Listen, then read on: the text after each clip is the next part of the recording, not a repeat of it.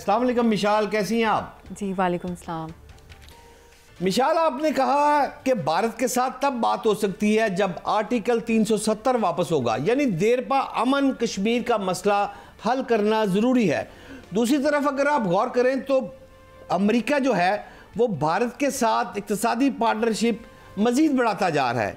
इन हालात में ground realities में पाकिस्तान की कश्मीर पॉलिसी में किस किस्म की आप गवर्नमेंट से कहेंगी कि आपको तब्दीलियों की ज़रूरत है? क्या महसूस करती है आप?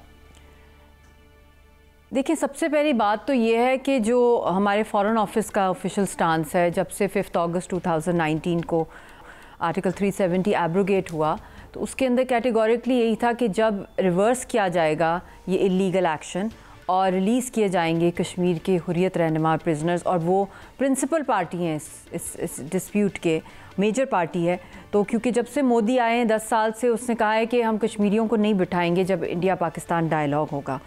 और हालांकि ट्रेडिशनली हमेशा से यही हुआ है कि कश्मीरी ऑन बोर्ड रहें, तो ये कंडीशंस रही हैं। तो ये हमें थोड़ी सी बीइंग कश्मीरी नेचुरली हम एक एक चीज़ पे नज़र रखते हैं, क्योंकि इतना बड़ा जो है एक बुचर हाउस, स्लॉटर हाउस खोला हुआ है हिंदुस्तान ने, तो बहुत से क्वेश्चंस अराइज़ करते हैं कि भी जब कहना चाहिए कि एक जंग का मैदान सजाया हुआ है मोदी ने और खून रेजी हो रही है, हमारे सारे लीडर्स को मारा जा रहा है, फांसी काट चढ़ाया जा रहा है, तो हमारा मकबूजा कश्मीर के जो चीफ मिनिस्टर उमर अब्दुल्ला साहब है, ये तो कुछ अर्सा कबल इस बात पर जोर देते थे कि पाकिस्तान और भारत के दरमियान डायलॉग होने चाहिए।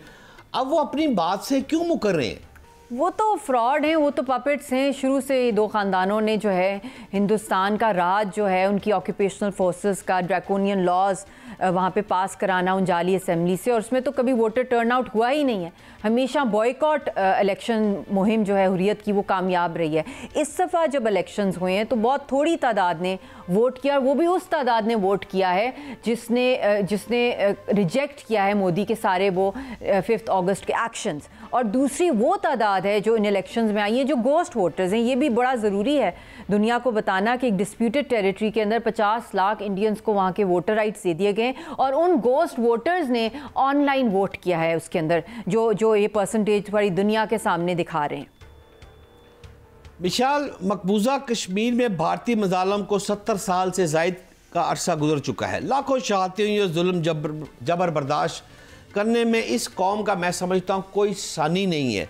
पूछना आपसे ये चाहता हूँ कि आज़ाद कश्मीर के जो बासी हैं वो भारतीय मज़ालम का मुकाबला करने की सोच तो रख रहे हैं और कर भी रहे हैं जितनी एफर्ट हो सकती है। क्या आर्म स्ट्रगल एक रास्ता हो सकता है? ये तो उनका लीगल राइट है कि अगर वो वेपन उठाएं, मगर 99.9% हमारी जो जद्दोजहद इस वक्त जो चल रही है वो पीसफुल चल रही है। और ये आपको याद होगा 1994 में जब यासीन साहब ने मुसल्लह जद्दोजहद से रिवर्स करके उन्होंने एक सियासी पुरअमन जद्दोजहद की तरफ आए, तो उसमें किसने कन्विंस किया उनको? अमेरिका, यूरोप, वर्ल्ड पावर्स आई, जेलों के अंदर कन्विंस किया इंटरनेशनल इस्टेब्लिशमेंट ने कि कश्मीरी क़यादत जो है मुसल्लह जद्दोजहद की, वो गांधी या जिन्ना की तरह पुरअमन तरीके से अपनी जद्दोजहद सियासी तरीके से चलाए तो दुनिया उनकी बात सुनेगी। उस वक्त हज़ारों की तादाद में मुसल्लह जद्दोजहद में लोग थे हमारे, तो हमने एतबार किया, यासीन साहब ने एतबार किया, और उन्होंने उस वक्त से लेकर अब तक आप देख लें कि 30 साल से ऊपर हो गया है, और वो भी जब से पुरअमन पर आए उन पे ज़्यादा बदतरीन टॉर्चर हुआ है, उनके साथियों को शहीद किया गया है। वरना आज उन्होंने उस ज़माने में ना की होती तो अभी लाखों में लोग इस वक्त मुसल्लह जद्दोजहद में होते, मगर उन्होंने अब इस वक्त मोदी ने सारी जो सियासी आवाज़ें हैं हुर्रियत की, गिलानी साहब को जिस तरह शहीद किया गया, उनकी डेड बॉडी को जिस तरह बेहुरमती की गई, उसके बाद अशरफ सराई साहब को शहीद किया गया, जहर दिया गया जेल में, आसिया साहिबा जेल में है, शबीर शाह तिहाड़ की जेल में है, डॉक्टर फख्तू, मुसर्रत आलम, यासीन साहब फांसी घाट। तो जब ऐसा हो रहा है तो मैं इंटरनेशनल वर्ल्ड से भी पूछती हूँ, इंटरनेशनल इस्टेब्लिशमेंट से, कि आपने तो बड़े बड़े वादे किए थे, कमिटमेंट्स की थी कि आप कश्मीर का, क्योंकि एक इंटरनेशनल डिस्प्यूट है, तो आप लोग अदालत में क्यों नहीं जाती फिर? मिशाल, क्या रुकावट क्या है? मैं तो काश में जा सकती शहजाद साहब, मैं तो भागी जाती उस सेकंड जब कोई भी कश्मीरी कैद में गया होता। इसको हुकूमतें लेके जाती हैं, और ये मैं पाकिस्तान की हुकूमत से भी कह रही हूँ, हमारा कब लेके जाएंगे? यासीन साहब का केस है, आसिया साहिबा का केस है, कश्मीर के हुर्रियत रहनुमाओं का। हालांकि दुनिया के अंदर इस वक्त 4 पार्टी हैं इस डिस्प्यूट के, India, Pakistan, principal party Kashmiri और चौथी सबसे इंपॉर्टेंट इंटरनेशनल कम्युनिटी है। अब पाकिस्तान का सारा फोकस, एनर्जीज सिर्फ और सिर्फ इस पर होनी चाहिए कि वो सारे इंटरनेशनल फोरम्स पे जाए, कश्मीर का मुकदमा लेके जाए। सिर्फ साल में एक स्पीच करने से या फिर यासीन मलिक हद तक नहीं हो सकता। ये एक कांस्टेंट स्ट्रगल है और हम चाहते हैं कि पाकिस्तान से उम्मीदें हैं कश्मीरी कौम की कि आप और मजीद शिद्दत लाएं अपनी कश्मीर पॉलिसी में और इंटरनेशनल फोरम्स के दरवाजे खटखटाएं। उस खूनी रेपिस्ट बुचर जो है मोदी जो है वो तो कातिल है, वो तो आरएसएस का टेररिस्ट है, पूरी दुनिया में ट्रांसनेशनल टेररिज्म कर रहा है। आप इंटरनेशनल अदालतों में आरएसएस का केस लेके जाएं। वालदा शहीद हुई हैं ट्रांसनेशनल टेररिज्म के अंदर, जहर दिया गया है, पूरा रॉ का नेटवर्क आरएसएस का पूरी दुनिया में टारगेट कर रहा है कश्मीरियों का।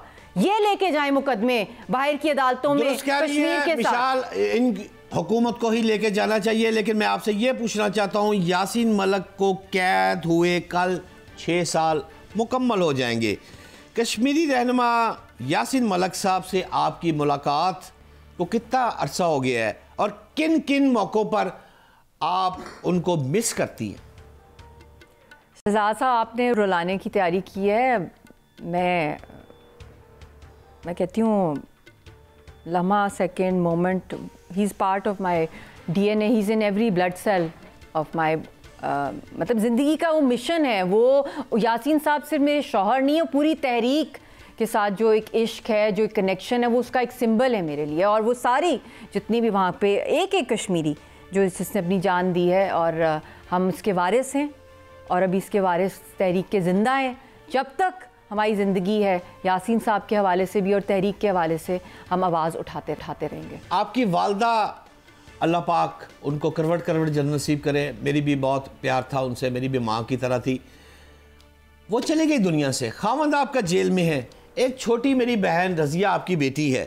तो इस मौके पर आपका किसे देख रही हैं? हाउ आप जद्दोजहद फिर भी बढ़ चढ़ कर कर रही हैं, ये कुव्वत आपके पास कहाँ से आ रही है?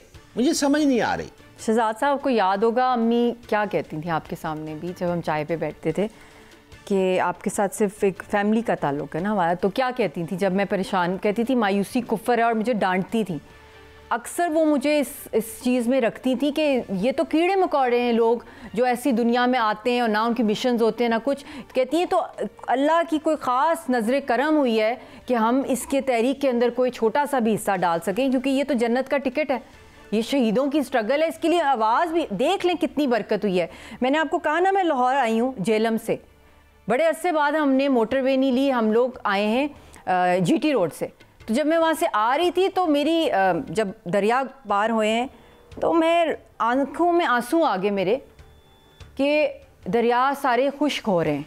और साथ जब पानी को मैं देखती हूँ तो शुरू से जब से तहरीक में और भी ज़्यादा ज़िंदगी गुजर रही है, उसी के अंदर जब शादी हुई तो और भी गहराई से देखा कि ये जो 5 दरिया हैं पाकिस्तान, पंजाब के ख़ास तौर पे, ये तो हमारे कश्मीरियों के खून से आ रहे हैं। इसके अंदर इस पानी में किसका खून है मिला? शहीदों का, जिंदा लोगों का नहीं, शहीदों का मैं बात कर रही इस वक्त, क्योंकि शहीद कभी नहीं मरते।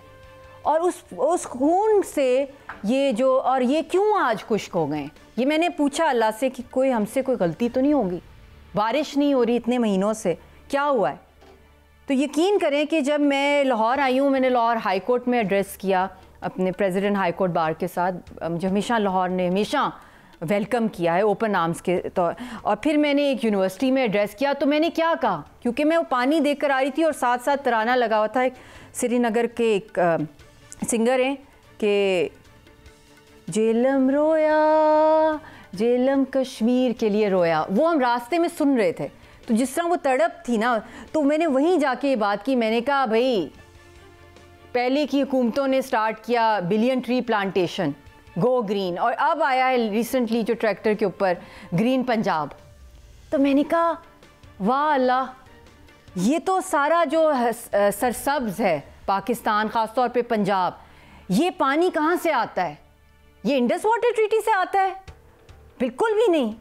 इंडिया तो किसी चीज़ को पैक्ट को मानता ही नहीं। ये तो जब तक ये तहरीक जिंदा है कश्मीरियों की हक़ खुदरादियत की, हम एक सीसा पे लाई दीवार हैं, 10 लाख हिंदुस्तान की आर्मी का भी डिफेंस लाइन के तौर पे कश्मीरी मुकाबला करें तो उनके खून से पानी आता है, उस पानी से खेती आती है। अल्लाह का एक अलग निज़ाम है।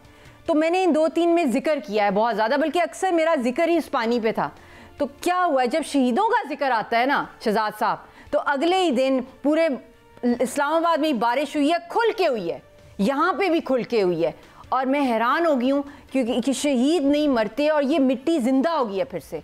तो मैं पाकिस्तानियों को भी कह रही हूँ कि जितनी भी यहाँ पे इकॉनमी बेहतर हो, तो ये तो आपका सांस है, लाइफ लाइन है, वुज़ू आप इससे करते हैं। तो आप कश्मीरियों को मत भूलें, उन शोहदा की कुर्बानियों को मत भूलें, और कैसे छप्पर पहाड़ के आज बारिश हुई है। बहुत शुक्रिया। हमारे साथ नाज़रीन मिशाल मलिक थी, और मिशाल मलिक का सबसे बड़ी जो 2 बातें मुझे समझ आई हैं, वो पहली बात तो वो ये कह रही है कि आइंदा जंगें जो हैं वो पानी पर होंगी, और कश्मीर की आज़ादी के बगैर पाकिस्तान की बका और मुस्तकबिल महफूज नहीं है। बेसिक चीज़ कश्मीर को मसला को हल करना है, और इसके साथ साथ हुकूमत के ये फ़राइज़ में शामिल है कि इंटरनेशनल अदालत में इस केस को, कश्मीर कॉज को लेकर जाना, ये मेरी या मिशाल की या बाकी लोगों की ज़िम्मेदारी नहीं, ये हुकूमत पाकिस्तान की ज़िम्मेदारी है। और उम्मीद है ये ज़िम्मेदारी हुकूमत पाकिस्तान जल्द से जल्द करने की 100% कोशिश करेगी।